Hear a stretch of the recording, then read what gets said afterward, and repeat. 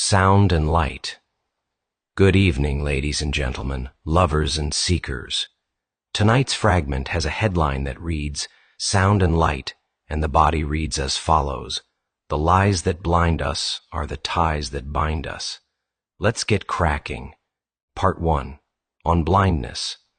Let us begin then with blindness, with the veil, with the eclipse. The line begins, the lies that blind us. Already we are not talking about truth, but its counterfeit, lies. Lies not merely as error, not merely as falsehood, but as something more cunning, falsehood with intention, deception as structure, not accident, but architecture. Lies blind us. And this is more than metaphor. To lie is not only to say what is not true, it is to cover the true, to bury it beneath the plausible.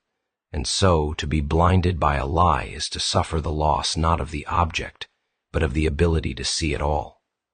The world remains, but the vision fails. What blinds is not the darkness, but the light misused. It is the glare of a false sun.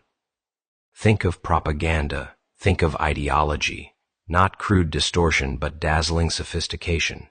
It is not the absence of meaning that blinds. It is too much of the wrong kind. A saturation, a distortion, a blinding abundance. Like trying to stare directly into the midday sun, the light itself becomes a lie. And this, we must admit, is a condition into which we are often led willingly. We prefer the lie when the truth asks too much. We ask to be blinded. We welcome it.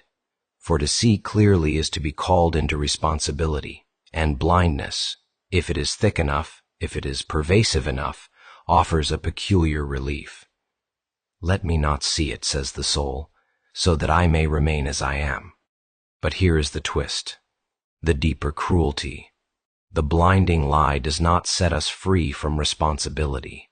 It does not allow us to remain as we are. No, it binds us. The lie that blinds us becomes the bond that holds us fast. And so we turn now to the second half of the line. Part 2. On binding the lies that blind us are the ties that bind us. Observe the parallelism. Blind and bind, near twins, separated by a single letter. In some languages the distinction is even more subtle. One might almost say that the blind are those who have been bound, but to their own misperception. The tie that binds is not always visible. The chain is often ideological, psychological, emotional, a vow, mistaken, a myth, inherited, a fiction, retold, a story told so often it becomes a reality even when it is false. We are bound, not by ropes, but by frameworks. And the most powerful among them are the lies we do not recognize as lies. What lies have bound us? The lie that we are separate, the lie that power is dignity, the lie that domination is strength, the lie that consumption is freedom, the lie that success is worth, the lie that history is over, a lie that the world was made for us. Each of these blinds, each binds, and the binding is not arbitrary, it is purposeful. A lie, once swallowed, alters not just one's beliefs, it alters one's place, one's posture in the world. A lie rearranges the soul's furniture. It constrains what one can desire. It narrows the field of possibility. Think of the slave who believes he is free, or the soldier who believes the war is noble, or the lover who believes the abuse is love. These are not just deceptions. They are bindings. They alter the very conditions of action. And yet, as with blindness, the binding may offer comfort. It is easier to be tied than to be unmoored. A lie provides shape. It organizes experience. It provides enemies and heroes, purpose and reward. Even the lie of one's own inadequacy can become a source of security. I am no good, says the bound soul, therefore I need not try. Even shame can be a shelter. Part 3. On the knot now. Here is the riddle. Why should blindness be binding? What is the inner necessity that unites them? Why should deception lead to dependency? Let us consider a metaphor drawn from the sailor's craft. A knot is made not merely by twisting rope, but by crossing lines, the over-under tension of paradox. This is how a knot holds, by holding contradiction in place. So too with the soul. The human being is a creature of contradiction. The will to know and the fear of knowing, the desire for truth and the dread of what the truth will require. And so when a lie enters, it does so to reconcile this tension, but it does so falsely. The lie says there is no tension, all is well. It removes the contradiction, but only on the surface. Underneath, the knot tightens, the soul becomes entangled, and so we become bound by what pretends to liberate us. There is a kind of knot in old lore that could not be untied, except by being cut, the Gordian knot. Legend has it that Alexander, faced with this impossible knot, drew his sword and sliced through it. So too, perhaps, with the lies that blind and bind. They cannot be gently unwound. They must be cut through. But what is the sword? Not steel, not violence. The sword here is discernment. The sword is truth, but not truth as dogma, not mere assertion. No, the sword is a seeing that cuts through illusion, that separates what is from what merely appears. The sword is not a weapon, it is a clarity. Part 4, Light and Sound. The fragment is titled Sound and Light, and this too is no accident, for these are the two fundamental elements of revelation.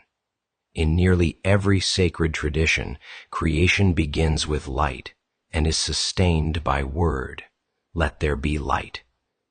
In the beginning was the Word, and so on. But if truth begins in sound and light, so too can deception. Lies can come cloaked in sound, in speech, in slogan, in the constant murmur of media. Lies can masquerade as light, as brightness, clarity, entertainment, flash, spectacle. The modern soul lives in an overexposure of both. We are drenched in sound, flooded with light. The irony is brutal. We are blinded not by darkness, but by too much artificial light. We are deafened not by silence, but by incessant sound. And so the path toward truth must begin, paradoxically, in a kind of reduction, a clearing away, a return to silence, a return to darkness, not as ignorance, but as womb, as stillness, as possibility. To see, one must first close the eyes. To hear, one must first endure the silence. Part 5, Liberation and Now. Finally, let us ask, how does one become unbound? To ask this is already to risk further deception. For the lie is clever. It adapts. It can pose as liberation. And thus the man who believes he has freed himself may only have entered a subtler prison. There is no easy salvation. Still, there are signs. One sign of unbinding is discomfort. The truth, when first glimpsed, is not soothing. It is disruptive. It offends. It offends precisely because it contradicts the lie that had bound us. And so we resist it. We ridicule it. We call it dangerous. We say this cannot be. I would rather remain blind. And yet if one persists, if one chooses to stay with the discomfort, then the knot begins to loosen. Another sign of unbinding is recognition. Not the acquisition of new information, but the return of something already known, something deep, something buried, as if the soul says, ah, yes, I knew this once, and I know it still. This is not instruction. This is remembrance, and it is holy. To be unbound is not to be unconditioned. One remains always a creature of history, of language, of limitation, but one becomes available to something deeper. One becomes transparent to the light that does not blind. One becomes open to the sound that does not distort. Final word. The lies that blind us are the ties that bind us. Let this be written over the gate of every institution, every church, every school, every temple of commerce and culture and belief. Let it be carved into the desks of the philosopher and the judge. Let it be whispered into the ears of every child. Let it serve as warning and invitation alike, for it is possible to see, and it is possible to be free, but not by accident, not by wish, only by courage, only by patient discernment, only by the long, slow work of truth. So, beware the lie that feels good. Beware the clarity that costs nothing. Beware the tie that promises belonging but requires blindness. Seek the light that burns but does not blind. Seek the word that cuts but does not wound. Seek the bond that binds in love, not in fear. And when the knot appears, when the soul finds itself entangled in the beautiful lie, the comforting fiction, do not despair. Draw the sword and begin